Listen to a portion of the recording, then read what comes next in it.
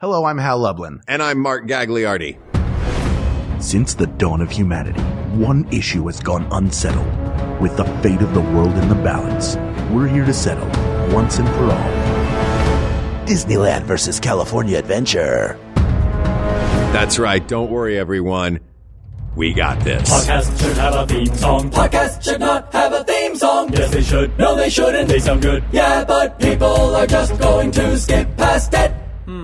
You know what? You're right. We got this. Before we get started, Shut up, Hal. we're back at your place. Hi, everybody. Hello. And you pointed out, you were like, don't worry, you'll find something. Well, I said the tiny frying pan that you made fun of in my kitchen last time we recorded here is not on the stove right now. The single egg frying pan, which I stand by. I use it frequently. Sure. And people backed you up. People back me up. Single egg frying pan is legit. Sure. I said, it's not out today, but don't worry. You'll find something in my kitchen to make fun of. And I did. I immediately started looking around. Yes. And I found next to your microwave a paper towel holder, you know, like the vertical bar. And on it, a mostly used roll of toilet paper. Well, I ran out of paper towels. That roll of toilet paper came from it was the first one out of the package. It came directly from the package. Didn't even make it into the bathroom. It's just gone from factory to kitchen. You have a scratch under your right eye. Is that related? No, I don't know where this scratch under my right eye came. Okay. Yeah. I was concerned. Yeah, I'm a little concerned too. I don't know if I'm clawing myself in my sleep or what. I don't have a cat. I mean, it's a very specific, like you scratched down from your eye. Oh, I'm not a cutter per se. I'm more of a just, well, which fingernail's the sharpest? I'm cutter light. Sure. There you go. Perfect. But you can dab some of your quote unquote paper towels on it if it bleeds. Hal, look. I need him to wipe the eggs out of the pan when I finish making my egg. Can't you let the pan cool a little bit and use a sponge to do that? Yeah, I don't like the sponge getting all gross. That's what the sponge is for. Yeah, I rinse it out. No, the sponge I only use in the sink here's what I do with the sponge. Okay. Cause I don't like to get all the food bits. Cause I keep hearing that the worst thing in your house, the grossest thing in your house is the sponge. Sure. So I always rinse off my dishes before I add the scrubby and the soap to it. I always have them fairly well rinsed and garbage disposal and everything. So there's never really a ton of food that gets on the sponge. And then I super wring out and super rinse off the sponge when I'm done. I'm weirdly specific about the sponge. You do have rules. I do. I have a very weird, set of kitchen values that include getting really, really uptight about the sponge and changing it relatively frequently, but also having a roll of toilet paper on my paper towel roll. I think people will be surprised how immaculate your apartment is at all times. That's very kind. Keep it very clean. You're very fastidious. You're personally fastidious. I am. And also about your living space. Yeah. Maybe that's what allows you to be such a free spirit everywhere else. Is you've got, I've got my look buttoned up.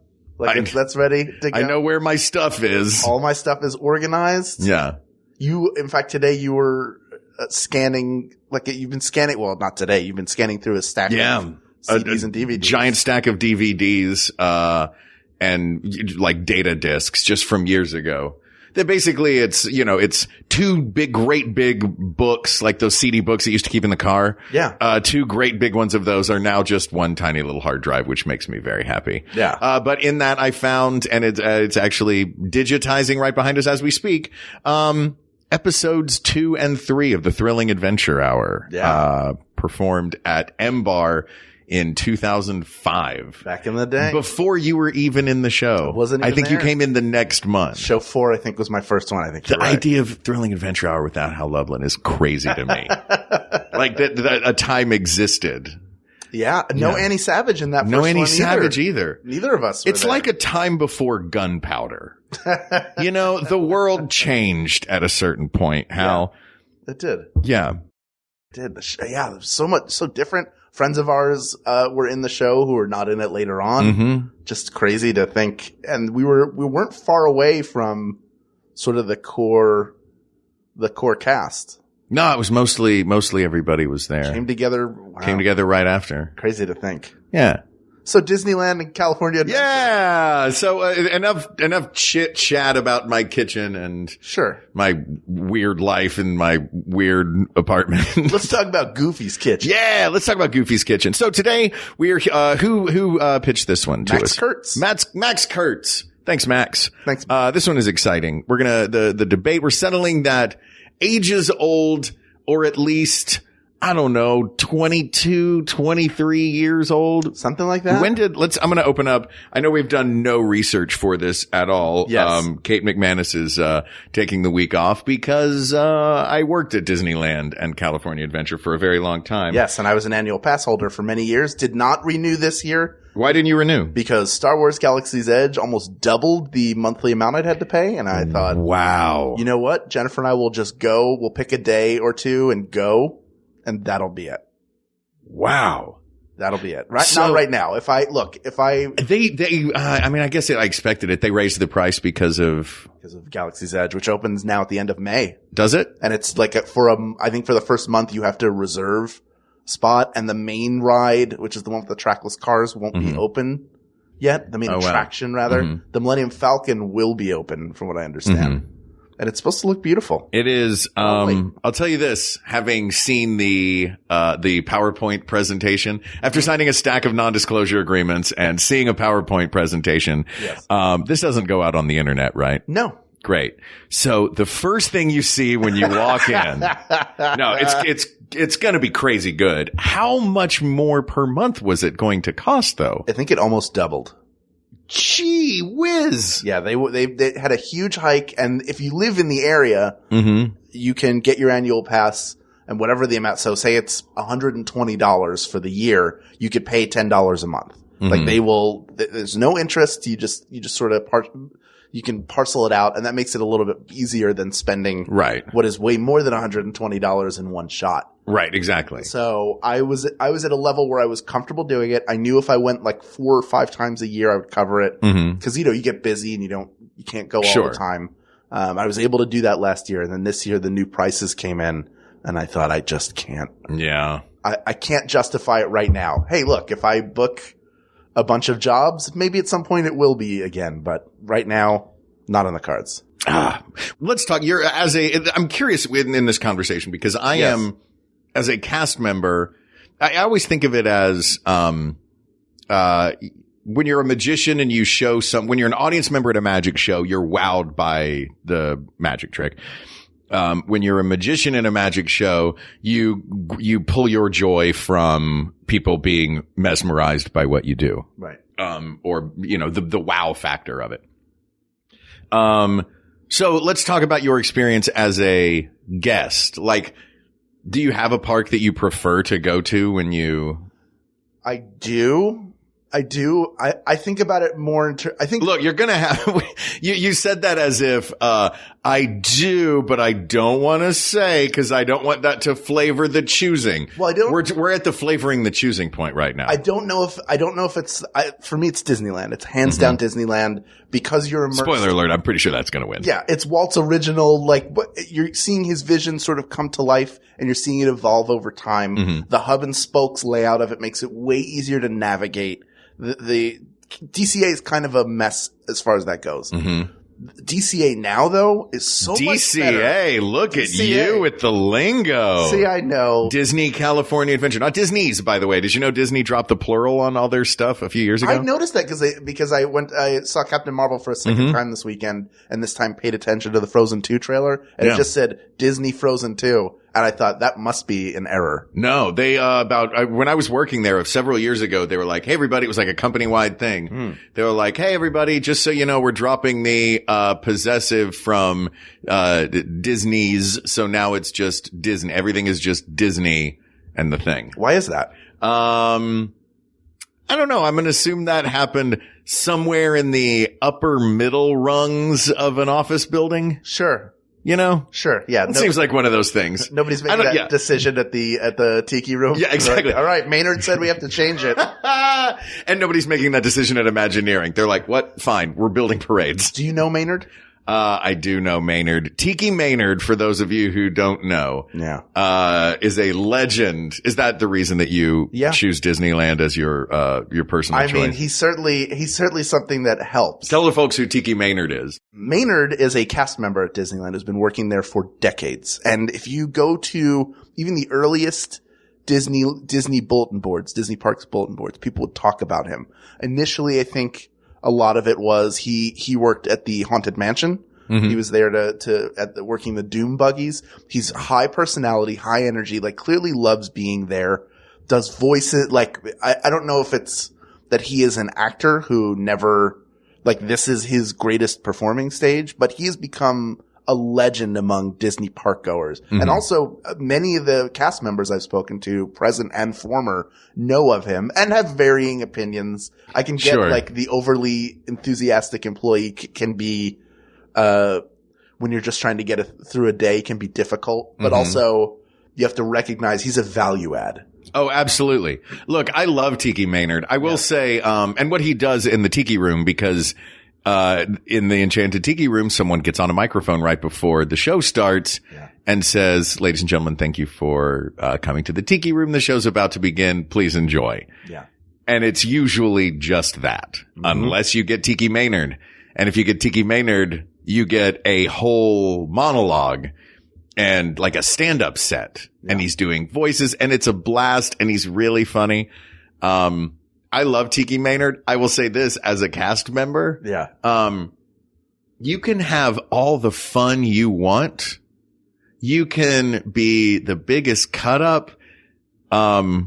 You can ooze joy out your pores to where it's the honey that is covering the rug that everyone is stepping in, and you're all in this muck together of whatever he's doing. Fine. I don't know where that image came from. For the hammer to drop on Maynard here. But if there are 40 on a light day, I think 30 on a light day, maybe 80 on a busy day, 1,000 people in the park. Don't slow stuff down, man. Right. If you've got 15 seconds to do this intro, and then the Tiki Room starts so that the next group of people that's doing the Tiki Room can come in after that. Come on, Maynard. Keep it to fit. Make me laugh in 15 seconds, buddy. But he can't get in all 12 belly slaps he does at that time. Oh, my God. He slaps his belly. I mean, it is an experience to see. If he's there working, then it's very exciting. Not the last time, one of the last few times I was there, I got a picture with him. He was there working, and I was walking past, did not do the Tiki Room that time, but I got a picture with him, and he had a comb out, and he turned the comb into his mustache. I kind of want to know the real Maynard. I kind of want to know who he is. I want to know where he lives. Do you not? I think that's the realest real Maynard is. You think is the performer Maynard? You think it never turns off? That's the real Maynard, isn't it? I mean, it is. It's an aspect of the real Maynard, but also Tiki Maynard has to pay his bills. Sure. Tiki Maynard has to eat. Yeah. Tiki Maynard has to go number 2. We don't know that. That's true. You don't know. We're could evaporate into fairy dust, but I'm curious. Like, or just shoot out of him like that blue gel from a plane. Yeah. It just shoots out of him mid-flight. Sure. In a big blue block. Because he does fly over the park. Yeah, exactly. He's a Peter Pan.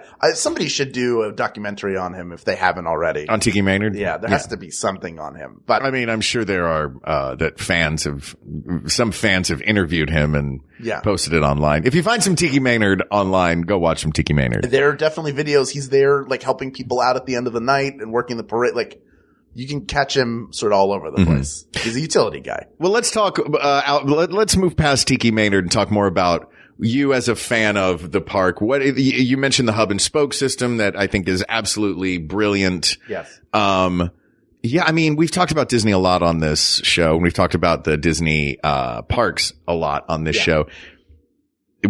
We did our episode of what's the best ride, and all the best rides that we mentioned are all in Disneyland. Yes. I don't think, I think it's perfectly laid out. I think the art design is beautiful.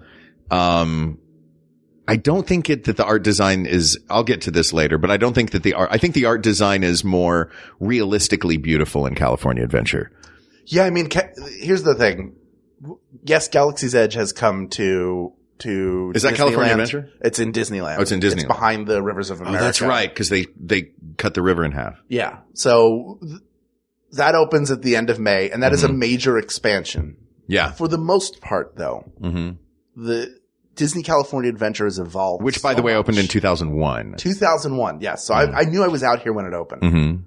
But that's evolved. Initially, it was just, here's California. This is sort of Santa Monica. This is kind of San Francisco. We put everything together, and it was a mishmash. Then, I want to say this was 13 years ago, they decided what we're going to do is turn it into Los Angeles when Walt Disney arrived in... Right. This would have been about 2010. Yes. Because I was there. I opened that new... Oh, was the mayor? No, I was, I think I was the beat cop, on Buena Vista Street. Right. So they did a massive rebranding of it. California Adventure, used to be, it was all different sections based on different regions of California. Right. So where Disneyland has Adventureland and Frontierland, and the California Adventure had Hollywood and the San Francisco Wharf and the Redwood Forest. They had Fresno. Yeah. Yeah, you remember the whole Bakersfield ride? Yeah, it was just Buck Owens' Crystal Palace on the gimbals. And exactly. And an animatronic Waylon Jennings. He was Bakersfield, right? Sure. But getting back to Disneyland, we'll talk about California Adventure in a bit more in depth. But it's just that the attention to detail, even in the how are we going to move people around, what's the best way for people to figure this out? The hub and spokes. Great. Yeah. So then they built these epic, perfect rides, Haunted Mansion, Pirates of the Caribbean, and Space Mountain. Over the years, the things have evolved, and it just set the stage and it set the template for what a theme park is. Yes. Yeah, I don't remember where I was going with that thought. Well, Disney previously. California Adventure doesn't have that same kind of identity to it. Yes, exactly. There are areas, because you can't go, well, this is also Disney themed. I mean, it is now. Now they have Pixar Pier, which was smart. I think that a Marvel Land could go. It'll happen, I'm sure.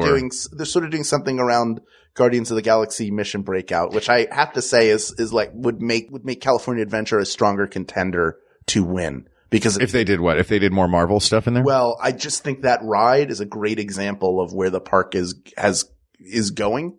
Like now the California Screamin', which didn't really mean anything Disney World, is now the Incredicoaster. So that is now themed. See, this is what bothers me. Yeah. Is when you say it didn't mean anything. Well, it didn't mean anything before. It did. It was, that whole section was the designed to look like the boardwalk in Santa Cruz, or any of those classic early 20th century boardwalks. And that's a thing that has been bothering me lately. As a former cast member, and sounding like a grumpy old man, it used to be that they didn't have to be branded. These rides were their own branding. These worlds were their own branding. Adventureland had the Jungle Cruise. You know exactly what the Jungle Cruise is and what Adventureland is, but that's not based on anything. That's not based on any big movie property. You've got Space Mountain. Again, all the ones I mentioned, Pirates, Haunted Mansion. All of these are their own Imagineered in-house attractions in these lands, Fantasyland, Tomorrowland. All of this was the original vision of what the park was. And as Disney has gobbled up, and I don't mean this in a bad way. I mean, they're just a giant media company. They've gobbled up things that I love. I mean, I love that in Southern California by this summer, two of the things that I absolutely adore, Harry Potter and Star Wars, will both be represented in their flagship versions within 2 hours drive of me. Yeah. That is amazing. But that said, what I loved about California Adventure before, and it's cool now, it's fun. But there was something great about the theming of it as, it is California Adventure. It is, you've come to California. It's a celebration of what California is. And you don't need, everything doesn't have to be based on something that already exists. My fear is in the like furthest version of this, what was originally Adventureland, Frontierland, Tomorrowland, New Orleans Square, all of these places will eventually just become Marvel Land, Star Wars Land, ESPN Land, Pixar Land, which is already happening. So yeah, I like the new ideas of a thing. Like, there's not really much of a surprise if I go into, Cars Land and I see all the stuff from the Cars movies. Like, great. I love the Cars movies. The Radiator Springs Racers is a great ride. It is a great ride, yeah. But why not invent characters that I'm going to love? Like, Star Tours years ago did a perfect version of this where they had the Star Tours ride, but they also invented a new droid that, they invented this new character that took you along. You've got in the Haunted Mansion, played by Paul Rubens. In the Haunted Mansion, you've got those 3 hitchhiking ghosts. You've got Madame Leona. You've got all these mythologies that can grow out of the rides themselves. I don't know. That's my soapbox for a minute. I just don't want the whole thing to turn into, a branded movie park. Sure. I get that.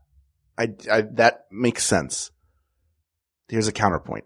Okay. Disneyland was the invention of Walt Disney. Frontierland, yes, was a larger thing, but they were making Davy Crockett. Right. They made nature documentaries. They had their hands everywhere. So it was an extension, but also because it comes from Disney himself. Like, this is his idea. He had a hand in the making of Haunted Mansion and Pirates of the Caribbean. Those were things that he personally wanted to see there. So it became an extension of the Disney brand.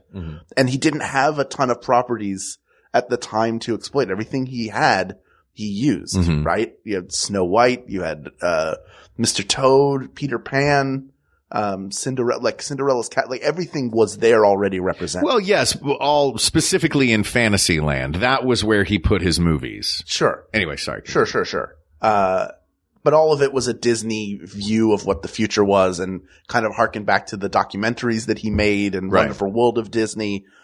California Adventure.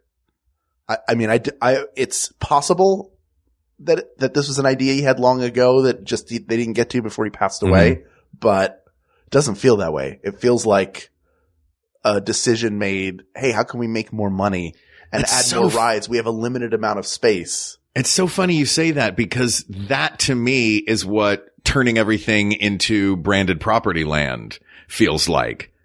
Having California Adventure feels like, let's make a thing that is original. All the branding stuff feels like someone saying, how do we make more money? Right. But also, if back in 1955, Disney had owned all of these properties, what do you think the chances are they wouldn't have shown up? Very good point. So California Adventure suffers because Walt wasn't there to oversee it. So we could debate all day whether it's something that he would have or wouldn't have wanted. Oh, and that, I'll tell you this, boy, is that something that you hear a lot. That debate of what would Walt have done? What would Walt have wanted? Would Walt have liked this? Yeah, I can see that. But it does suffer from like, what is the area, what is it? Condor Flats where you go on, that's Grizzly Soarin'. River Run and Soarin'. Condor Flats is Soarin', and that is, That's California Aviation. See, Hal, it's a history lesson of California. It is the food area. That's sort of like San Francisco. Mm-hmm. Yeah, where you can go to get Boudin Bakery and Mission Tortillas. There actually used to be a thing in the back over in the Hollywood section where I spent a lot of time. That was the first place I worked at Disneyland, was doing the improv show. The Duh show, the Department of Untapped Hilarity. And you can tell when that show opened based on its name, roughly.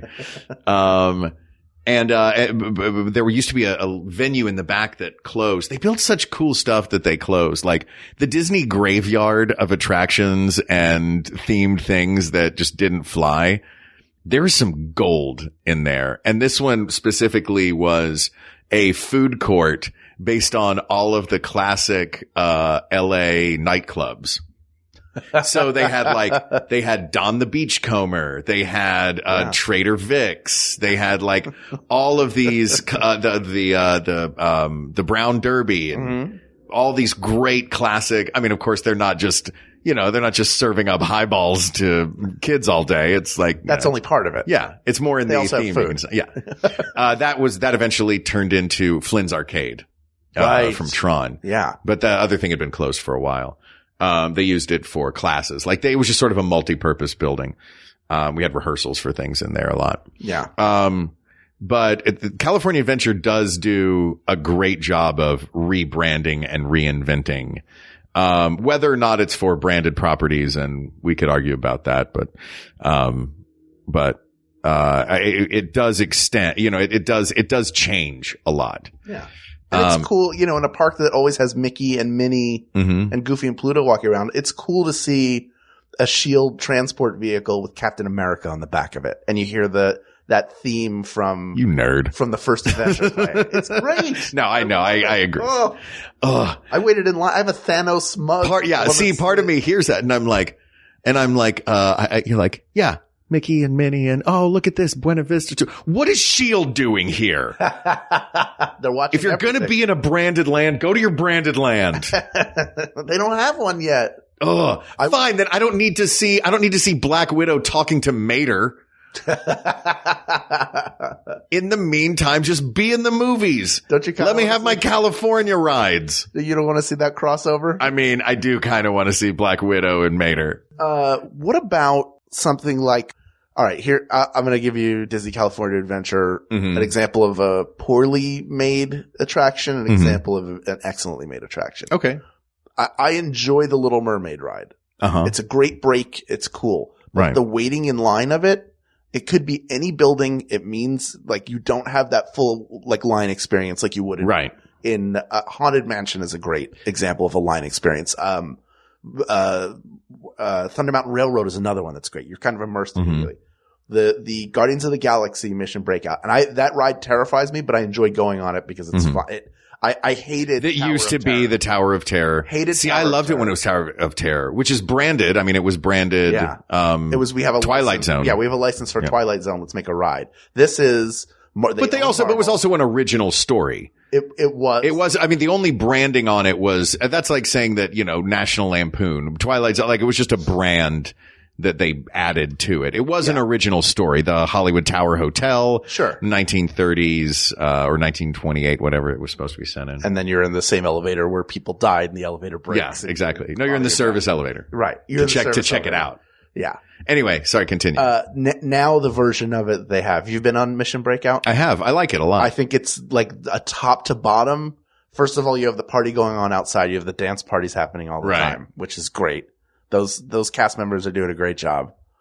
The people that they have doing Star-Lord and Gamora are great. They're fantastic. Then you go in to the ride and it's like loaded with Marvel Easter eggs. Stuff that is in the film, stuff that's not in the film. Oh yeah. The NASA dog, I think Cosmo's there. Beta Ray Bill's hammer is there. Like it's just a really cool Beta Ray Bill's been referenced a lot. How much do you slow down the queue when you ride that? I'm not a person. I'm always like, we got to keep moving. We're about to go. We got to do this. You're a guy who is very conscientious generally. Yes. Of keeping things moving and not getting in the way. So I try to point it out really quickly, like, hey, when that Jennifer cool and I went thing. on, look, that's that, and that's that. Do you remember them? And see this? And look up there, you can see Benicio del Toro and the cast. Like this. Yeah, they have this big statue of Benicio in front. It's got a great ride story to Very it. funny. Now I'm just thinking about, sorry, my brain sidetracked and, is thinking about you being the guy that keeps things moving. And if I will ever, like, we're in a line for something, I'm like, I'm not sure what I want. What are you doing? There's a line behind us. Am I that bad? Is that who I am? No. It's okay if it is. I own it. Yeah, I think that's a really well done ride. That's something that's evolved. It now makes sense as it's something that is part of the Disney family. Hold on though. I have a bit of umbrage with it now makes sense because the Hollywood Tower Hotel was built for that thing, for that spot in that, when that was themed the Hollywood section. But it's also the Twilight Zone, which also makes sense. I get it. I do get it. I just think But there are no there are no characters from the Twilight. Like, there's no guy chasing his glasses around in a pig-nosed doctor. Like, it's. I would love to have a pig-nosed doctor say, "You are all ugly. Where I come from, we are beautiful. Do you get it? Beauty is in the eye of the beholder is what I'm saying." Yeah, Twilight Zone was a little on the nose sometimes, but it's so good. There's just William Shatner sitting in a corner plunking quarters into a fortune machine. You mentioned the Little Mermaid ride. Yes. And how the queue for that ride is not themed. Yes. I think that is one example of how too much turnover, not too much, a lot of turnover of attractions and things, becomes problematic because that was originally, California Dreams, I think it was called, which was basically just a movie about the history of California hosted by two giant statues of Whoopi Goldberg. It was a very strange attraction. Wait, what? Yeah, there were these two big pillars on the side of the stage that kind of looked like Oscars, but they were Whoopi Goldberg, was like the voice of them and the face of them. She's also the narrator within the film and would appear in every scene. So there are some problematic moments. You're like, oh, wow. Okay, Whoopi. Maybe not a great idea for you to be narrating this while dressed like a Chinese railroad worker, hat and all. This is age appropriate attire. Baby. Still wearing the sunglasses. Yeah, exactly. But and a blazer. Yeah, somehow everything was super flowy, like all of Whoopi's clothes. Yeah. Like Whoopi doesn't own a shirt that begins above her thigh. And now here's Ted Danson to talk about African. Nope, want to cut that part? We're not doing that. We're not doing Ted. Good. Okay, baby. So that's part of that turnaround is, all right, well, out with the old and with the new. I think they did a good job with the Tower of Terror. Maybe because I look at that building and I'm like, that is clearly the Hollywood Tower Hotel with a nice paint job on it. Yes. Or like when you see a Broadway theater that goes all out and redecorates the whole outside for a production. Sure. Like, that's kind of what it feels like to me.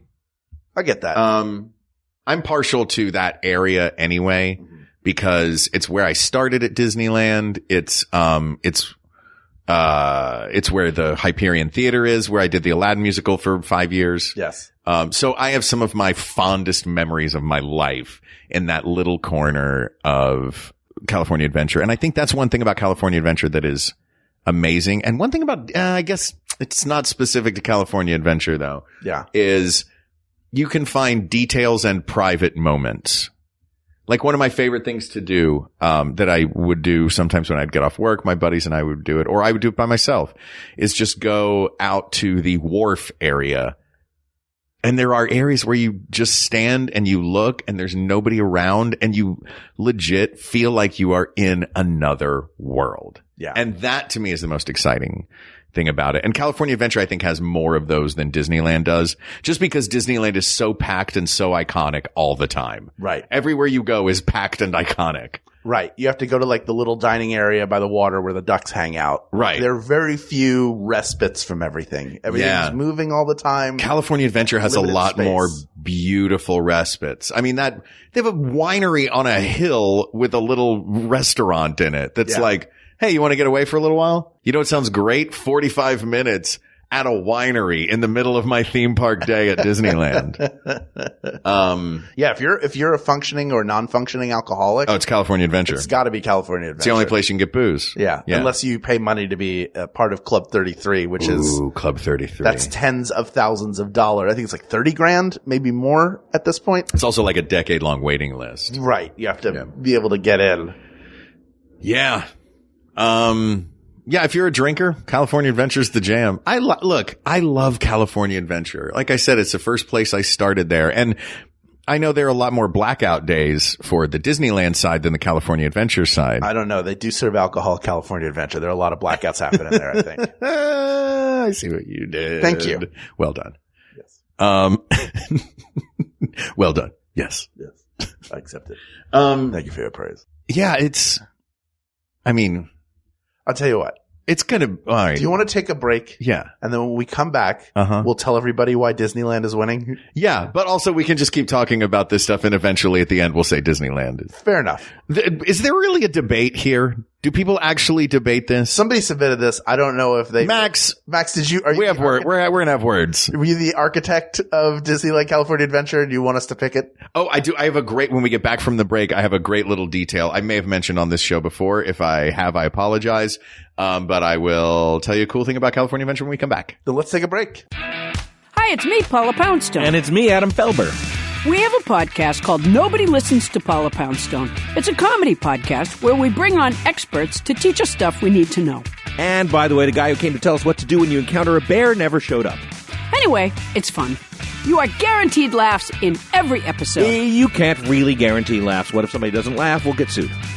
Join us for our next episode where we have an expert in consumer law explain to us how to defend ourselves against one humorless, litigious shut-in with enough time on their hands to sue us over our unfulfilled claim of guaranteed laughs in every episode here at MaximumFun.org. The cat of the week is Mabel from Greenbank, West Virginia. This cocoa is perfect, honey. Oh, thanks, babe, but the kids made it. Sherry, Kevin, how are your Max Fun Drive decorations coming along? I made a giant enamel pin for all of us to put at the top of the rocket. But, Moms, I always put the pin on the top of the rocket myself. Oh, Kevin, honey, it's time to start sharing these things. Whatever. The Pod Fairy isn't real. Mama and Mommy pay for our quality podcast. Mama, is the Pod Fairy fake? Well, sweetie, the truth is no one pod fairy could make all the wonderful shows you love to listen to. And it's true. Your mommy and I choose to pay a small monthly amount to make sure those shows exist. I guess it does take a lot of work and resources to create a podcast, from generating ideas and booking guests and writing scripts and editing. Yes, honey. That's very important. And starting March 18th, we can listen to the year's best Max Fun Drive shows, knowing that we're helping make them happen. We wish you a great Max Fun Drive and a cool enamel pin. Tell us your story. All right. So, this goes back to when they rebranded, the main entrance way to Disney California Adventure. Mm-hmm.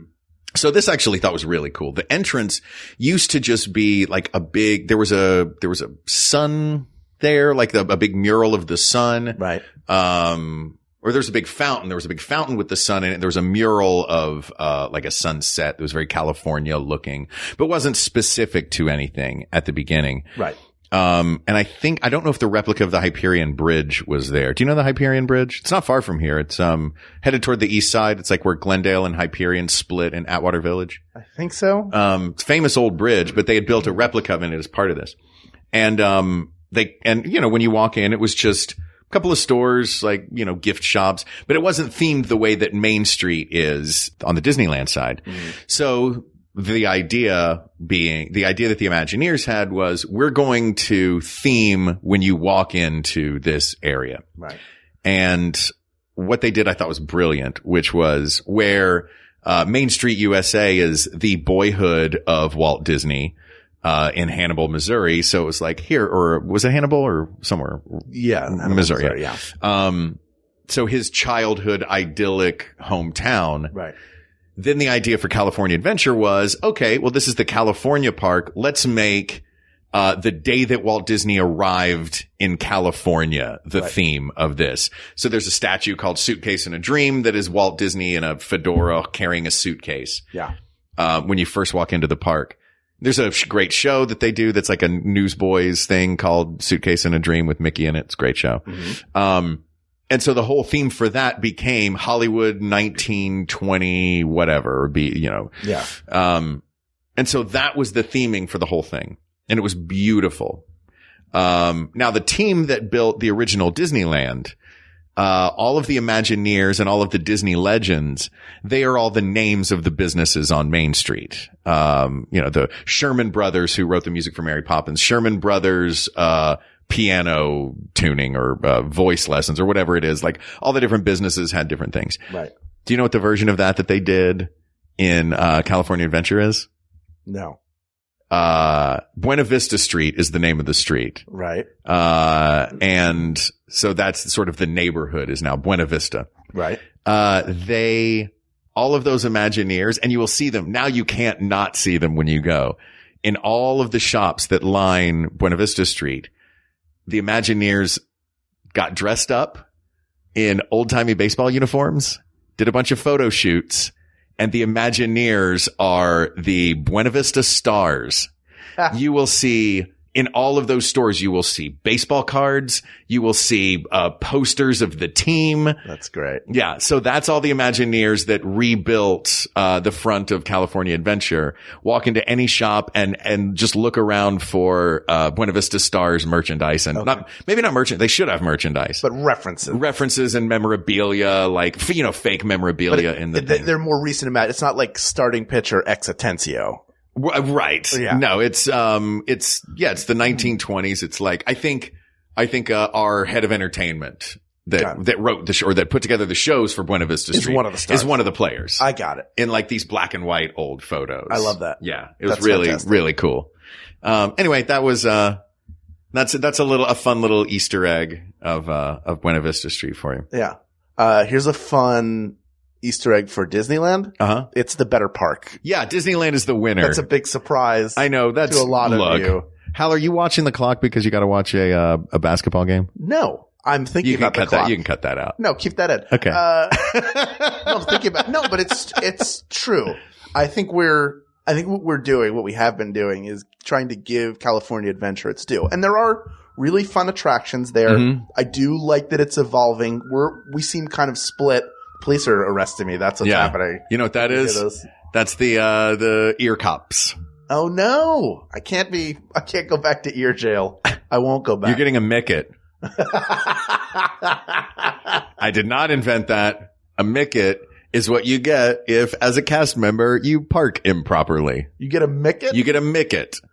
And then the day that I realized that mickets do not come with a fine of any sort, this is the day I began parking inappropriately all the time. So do you have a stack of mickets? No, I tossed the mickets. I do have a lot of, I may have one. I think I may have kept one micket.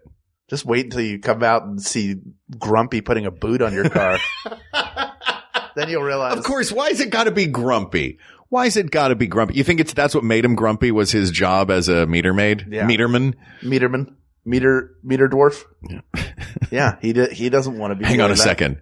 Meter Dwarf. Okay, that's our new movie that we're going to write. TM. That's ours. Yeah, it's a good park.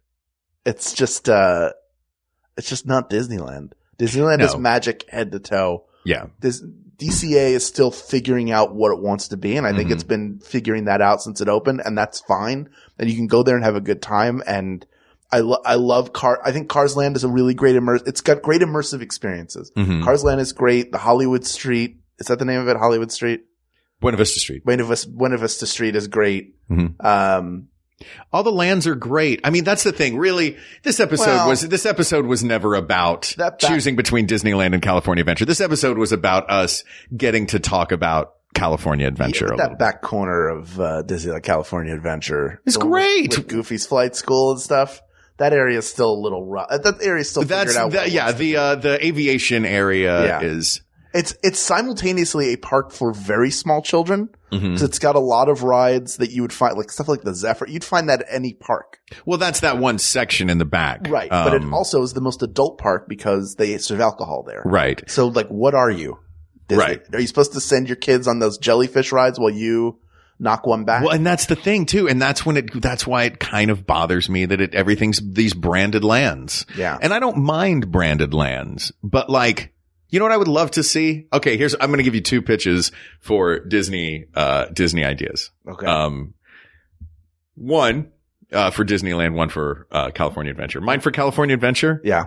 My Disneyland one, I think I may have already told you. I know, but it's exciting and I want everyone to know. For California Adventure, if they were going to continue in the theming of California things, have a area that is Silicon Valley and just make everything super tech computer wizardry everywhere. Okay. So it all looks like the interior of Ralph Breaks the Internet. All right. And we're branded again. Jeez. That would be a great virtual ride, by the way. A Ralph Breaks the Internet ride or a Wreck-It Ralph ride. That's the Void is doing the Void has a Wreck-It Ralph. A Wreck-It Ralph, yeah. Nice. I love the Void.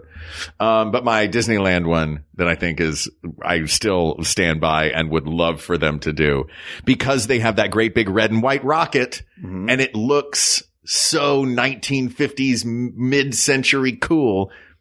I think they need to turn Tomorrowland, because Tomorrowland always has to change. Right. I think they should make Tomorrowland Howard Stark's Tomorrowland. Yeah. Tony Stark's father, make it his version of what he thought the future would look like. Because he does have that Walt Disney kind of vibe about him. And you can make it Stark Expo 1955. Exactly. And then you're beyond Captain America, so you can have references in there. Yep. You can have S.H.I.E.L.D. references everywhere, have S.H.I.E.L.D. agents undercover. Oh, yeah. I think that's a brilliant idea. I think it would be awesome. But look, I don't work for the mouse anymore. That's right. I work for the eye. You've really moved up. Yeah. I've moved laterally to another network. Yeah, that's right. But yeah, it is Disneyland. It's Disneyland, but do yourselves a favor, and if you're ever in Southern California, go to California Adventure. Especially, I'll tell you the 2 best times to go. Go in the winter before spring break, so between January and now. Yeah. And then July 4th. And then the 4th of July. No, the fall is great. I love going in the fall. It's generally a lot lighter at California Adventure. Another great time to go. Here's a great little insider park tip for you. Okay. The parades rehearse at night. Because obviously you can't rehearse actually we rehearse a lot of shows at night. I did more than one, final dress rehearsal, because you're out in the park at 3:00 in the morning at Disneyland. Right.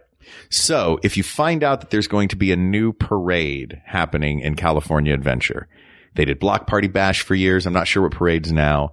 Or if you there are certain times of year, get on the blogs and figure out when it's going to happen if that's the case. But know that if there's like a week before a new parade opens, if you know there's going to be rehearsals, go to the Paradise Pier Hotel and stay in one of the rooms that overlooks the park. Oh. Because then you can spend your day in the park, enjoy it, go to the Paradise Pier Hotel, named for that section, Paradise Pier, the roller coaster and the Zephyr and all those. Now Pixar Pier. Now Pixar Pier. Of course.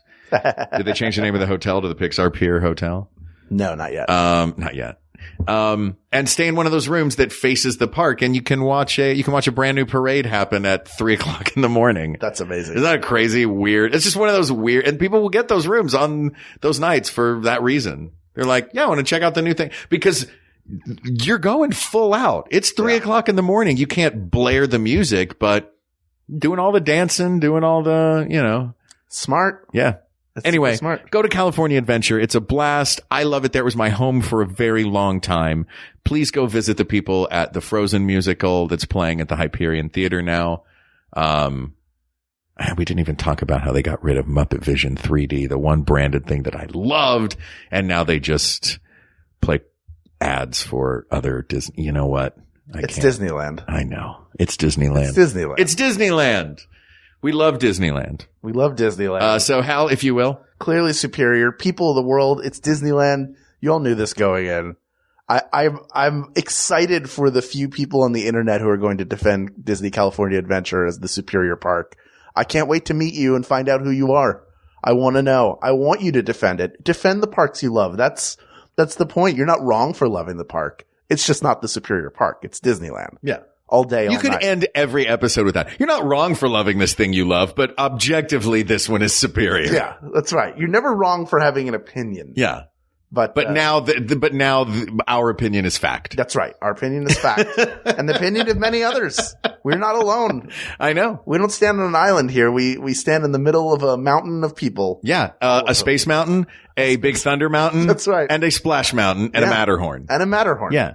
By the way, I looked up, recently, somebody was talking about the idea that nobody ever dies at Disneyland. Like, well, that's not true. Somebody was decapitated there. Nope.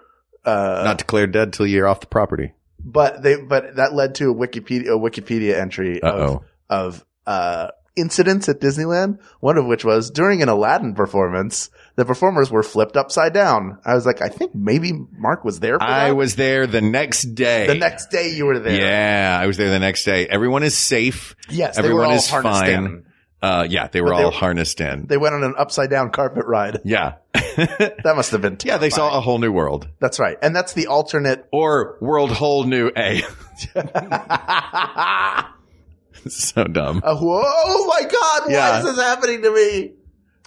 Anyway, it's Disneyland asked and answered. Thanks, Max. Thank you, everyone, for listening. This topic is closed, but there are many more to discuss. So please reach out to us on Twitter at We Got This Tweets. Check out the Maximum Fun subreddit or email us at wegotThisPodcast@gmail.com. Go to the Facebook group, facebook.com/groups/ We Got This Podcast. Got your favorite Disney park memories? Share them with us, but not Florida. That's not what we were talking about today. Because Ken will get mad if we do anything about the Florida parks before A, we have Ken on to talk about them, which I 100% agree with, or B, Hal hasn't even gone to them yet, which I do not agree with. This requires time and money that I do not have right now, but it will happen at some point. Anyway, thank you to producer Ken Plume, researcher Kate McManus, graphic designer Uri Kelman, QA engineer Jen Alba. And thank you, as always, to our musicians Jonathan Dinerstein and Mike Furman for our score and theme song, respectively. And thanks to you, our listeners. When we wish upon a star, we wish to talk to you. For Hal Lublin, I'm Mark Gagliardi. For Mark Gagliardi, I'm Hal Lublin. Don't worry, everybody. We got this. We got this. MaximumFun.org. Comedy and culture. Artist owned. Listener supported.